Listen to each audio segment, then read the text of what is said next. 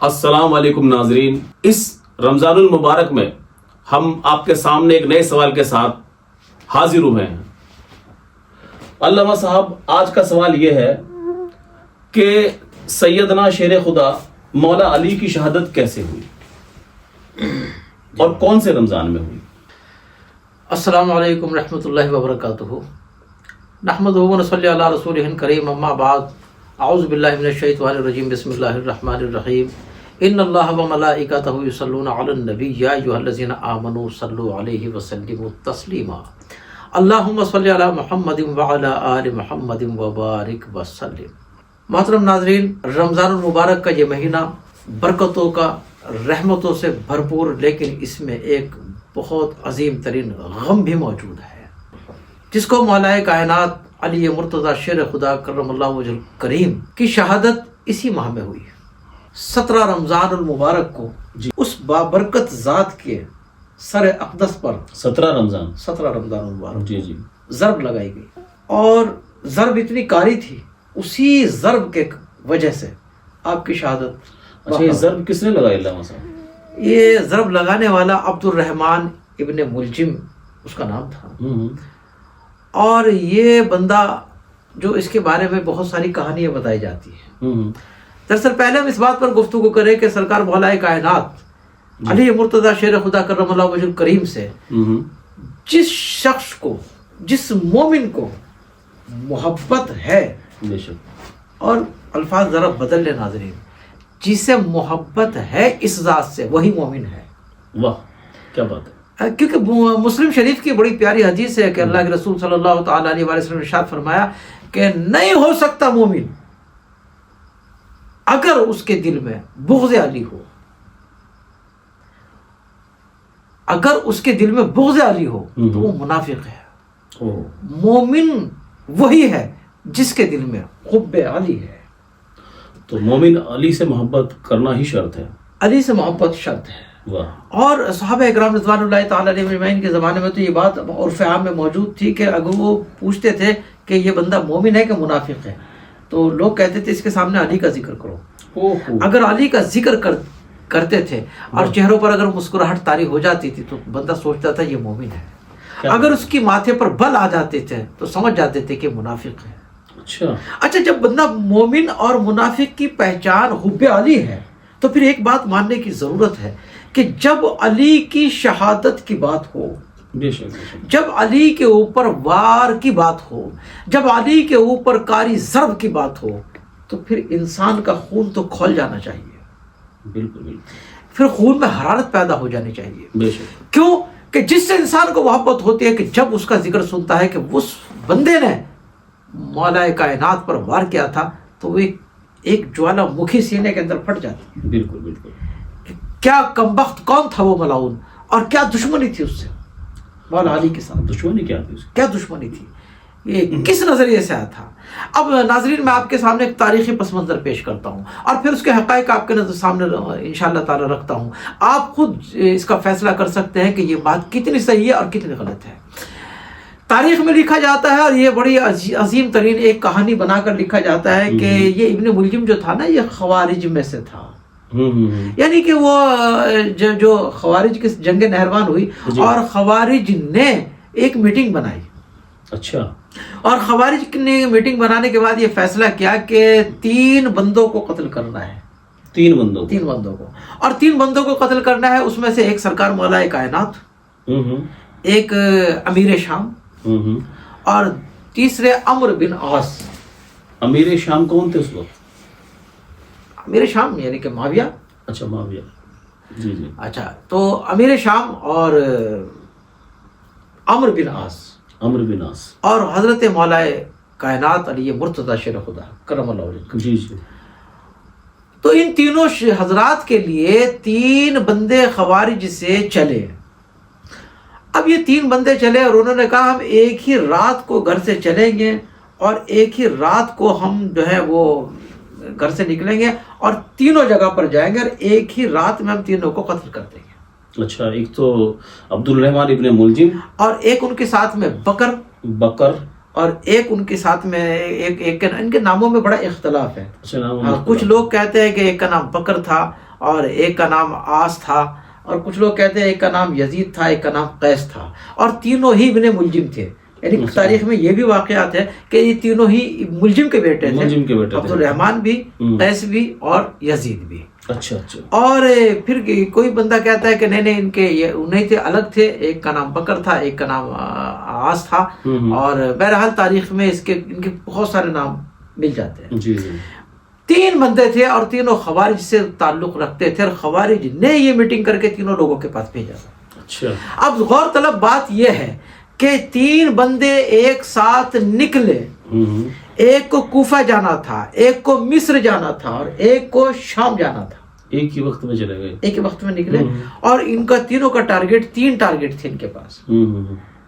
لیکن تاریخ نے یہ بات لکھ تو دی کہ 3 بندے نکلے، لیکن وہ 3 اگر نکلے تو قتل تو فقط ایک کا ہوا، 2 کا تو نہیں ہوا. 2 کا نہیں ہوا. عمرو بن عاص کا بھی قتل نہیں ہوا، اور امیر شام کا بھی قتل نہیں ہوا. بالکل. پھر قتل تو فقط مولا کائنات کا ہوا. تاریخ نے ان کو کیوں نہیں لکھا کہ ان کا قتل کیوں نہیں ہوا؟ جب تاریخ کو ڈھونڈنے چلے، جب تاریخ کو پکڑنے نکلے، تو پتا چلا کہ پھر بہانہ یہ بنایا جاتا ہے تاریخ کے اندر کہ عمرو بن عاص اس دن وقت فجر ان کے پیٹ میں درد تھا، وہ مسجد میں نہیں آ سکے تھے. عمرو بن عاص جی. اور چونکہ امیر شام جو تھے ان کو تلوار لگ گئی تھی، مگر سر پر نہیں لگی، ران پر لگی. اچھا. وہ زخمی ہو گئے تھے. حالانکہ وہ زخمی بھی تاریخ لکھتی ہے کہ وہ جراح جب وہ زخم لگتے تھے نا، جراح سیتے تھے اس وقت. جی جی جی. تو جب جراح سینے آتے تھے تو وہ انہوں نے کہہ دیا امیر شام نے کہ مجھے سینے سے بڑی تکلیف ہوتی ہے، آپ مجھے، جراح کو کہا اس زخم کو مت سینا اور مجھے شربت پلا دیا جائے. یہ دنیا کا پہلا زخم تھا ناظرین جو شربت سے ٹھیک ہونے والا تھا. کوئی کائنات میں دوسرا زخم ایسا نہیں تھا جو شربت سے ٹھیک ہو رہا تھا. یعنی کام یہ تھا کہ جراح اس میں ٹانکے بھرتا تھا. البتہ یہ صاف نظر آ رہا ہے کہ یہ کہانی ہے. بے شک بے شک. ایک بات. دوسری بات یہ ہے کہ پھر یہ نہیں لکھا جاتا کہ بھائی وہ زخم کتنے دن میں ٹھیک ہوا، کب ٹھیک ہوا، کیسے ٹھیک ہوا، لگا بھی تھا کہ نہیں لگا تھا. اس کی کوئی بھی دلیل نہیں ملتی. مگر ایک بات صاف ہے کہ کوفے کے اندر ایک قتل ضرور ہوا جو مولا کائنات کا تھا. یہاں سے پتہ چلتا ہے کہ یہ کہانی بنائی ہوئی ہے ناظرین، اس میں حقیقت کچھ بھی نہیں ہے. اصل بات یہ ہے کہ یہ تینوں کی کہانی نہیں ہے، یہ فقط ابن ملجم ہی چلا تھا. عبد الرحمن ابن ملجم تھا، اور یہ اپنی ذات سے نہیں گیا تھا، یہ کسی کا بھیجا ہوا تھا. اچھا. کسی کا بھیجا ہوا تھا. نہیں تو یہ تو خود علی کے ساتھ میں رہا کرتا تھا. اچھا. ہاں، خود علی کے ساتھ میں رہا کرتا تھا. اور ایک دن میں جانتے ہو کیا کہ ایک دن مولا کائنات نے اس کو دیکھا عبد الرحمن ابن ملجم کو، اور کہا کاندھے پر ہاتھ رکھ کر کہ عبد الرحمن جانتا ہے تو ایک دن تو میرے اس ریش کو، اس داڑھی کو خون سے رنگین کرے گا. تو عبد الرحمن ابن ملجم گھبرا گیا، اور اس نے اپنی تلوار میان سے نکالی اور آپ کے قدموں میں رکھ دی. کہا حضور اگر آپ کو یہ پتا ہے تو یہ اٹھائیے تلوار اور میرا سب قلم کر دیجیے. تو مولا کائنات نے تلوار اٹھا کر اس کے میان میں رکھی اور کہا کہ اصل میں مجھے میرے آقا محمد صلی اللہ تعالی علیہ وآلہ وسلم نے یہ خبر دی ہے کہ تیری داڑھی خون سے رنگین کرے گا. ابن ملجم خون سے رنگین کرے گا، تیری داڑھی خون سے رنگ دی جائے گی، اور یہ کام تو کرے گا. مجھے میرے آقا نے یہ خبر نہیں دی کہ یا علی تو ابن ملجم کو قتل کرے گا. کیا بات. ٹھیک ہے نا. تو مقصد یہ ہوا کہ جو رسول نے فرمایا وہ سچ تھا. اب نے کہا تلوار رکھ، یہ تو کام تو ہی کرے گا. اس نے کہا یہ پروردگارا یہ کام کرنے سے پہلے میری موت آ جائے. تو جو بندہ اس قسم کا ہو وہ ایسا کرے گا. لیکن جب حالات ہوتے ہیں تو پھر وہ کسی کے ہاتھوں اگر بک جائے تب اس حرکت پہ کام کرے گا، یا پھر کوئی پریشر ایسا آ جائے تب اس جگہ پر کام کرے گا کہ سوائے موت کے کوئی چارہ نہیں ہے. بہرحال یہ ہے کہ اس کو کسی بھی انداز سے پلانٹ کیا گیا اور اس کو بھیجا گیا. ابن ملجم اپنی ذات سے کوئی نہیں تھا، وہ اس کا قاتل نہیں ہے. یہ دستور رہا ہے کہ جب حسین کے قتل کی کوئی بات کرتا ہے تو تاریخ یزید کو پیش کر دیتی ہے. بے شک. یہ نہیں دیکھتی کہ یزید کے پیچھے کتنی سازشیں تھی. یزید کے پیچھے کتنے یزید تھے. ان کو دیکھنا چاہیے، تاریخ کے وراث کو کھنگالنے چاہیے کہ فقط یزید تنہا گنہگار نہیں تھا، یزید کو تو تاریخ نے فقط پیش کیا ہے، اس کے پیچھے کھنگالے جائے کہ یزید کے پیچھے کون تھا۔ تاریخ، میں آپ کو تاریخ سنانے کے لیے نہیں بیٹھا ہوں، لیکن غور کرنے کا مقام ہے۔ ایسے نہیں کہ حسین کے قتل کی بات کی جائے تو آپ یزید کو پیش کر دو، امام مولا کائنات کے قتل کی بات کی جائے تو آپ نے ابن ملجم کو پیش کر دو۔ یہ تاریخ کے پیش کیے ہوئے لوگ ہیں، ایسا نہیں ہے۔ اس کے پیچھے کتنی بڑی سازشیں ہوئی مولا کائنات کے لیے، وہ تاریخ میں موجود ہے۔ ناظرین، ان کو کھنگالنا پڑتا ہے، محنت کرنی پڑتی ہے۔ بہرحال ابن ملجم چلا اور اس نے کوفہ کے اندر یہ جا کر، مسجد کوفہ کے اندر یہ جا کر چھپ گیا۔ اس روز مولا کائنات کی حالت اس طرح بھی کیفیت میں تھی، کیونکہ آپ کو جیسے مکمل طور سے واقعہ معلوم ہو کہ میرے ساتھ ہونے والا کیا ہے، مکمل طور سے چلتے ہوئے جس روز یہ حادثہ ہوا تو اس روز یہ پوزیشن کیا تھی آپ کی؟ آپ کبھی گھر میں لیٹتے تھے تو کبھی باہر آ جاتے تھے، رمضان کا مہینہ تھا، کبھی آپ گھر میں رکتے تھے کبھی باہر آ جاتے تھے، کبھی آپ گھر میں رکتے تھے پھر باہر آ جاتے تھے۔ جناب زینب نے دیکھا کہ بابا جان کیا بات ہو رہی، طبیعت کچھ بے چین ہے، کچھ گھبراہٹ ہے۔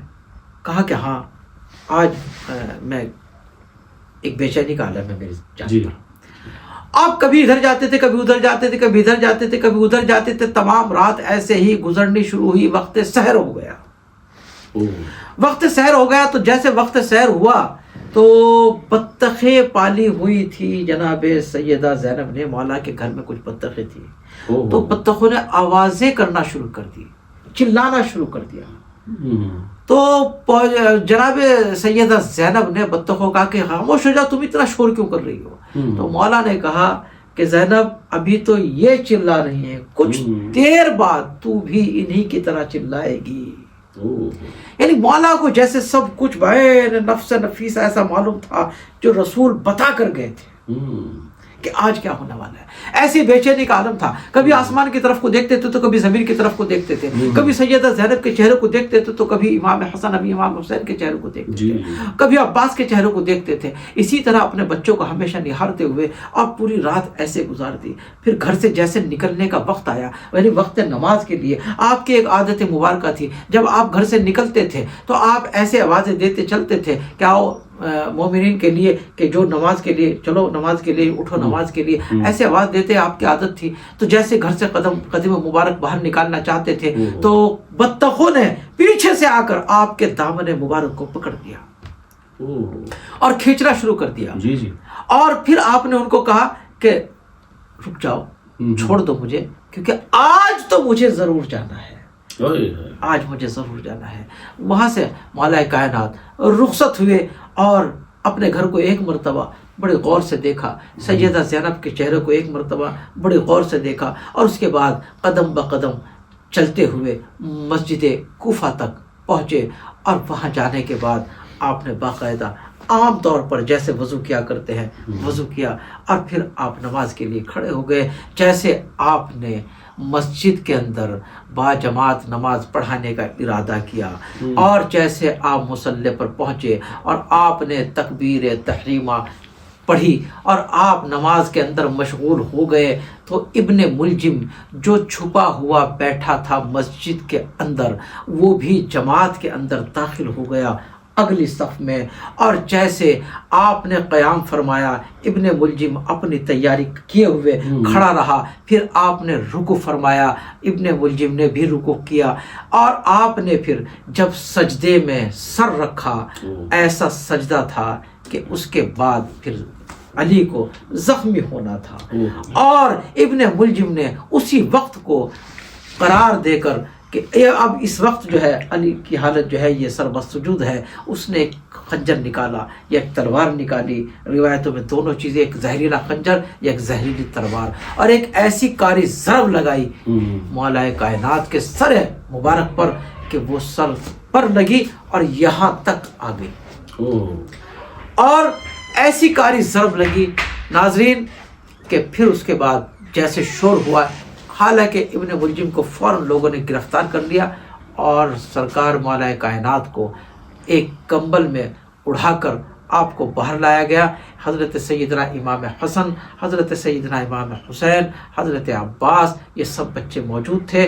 آپ کو کسی بھی طرح کر کے آپ کو گھر لایا گیا اور آپ اسی زخمی حالت میں 2 دن اس حیات ظاہرہ میں زندہ و تابندہ رہے، اپنے بچوں کو نصیحتیں فرمائی، اپنے بچوں کو ساری وصیتیں فرمائی، اور جو آپ کو کہنا تھا وہ سب کچھ کہا، اور اس کے بعد اس دنیا فانی سے رخصت ہو گئے۔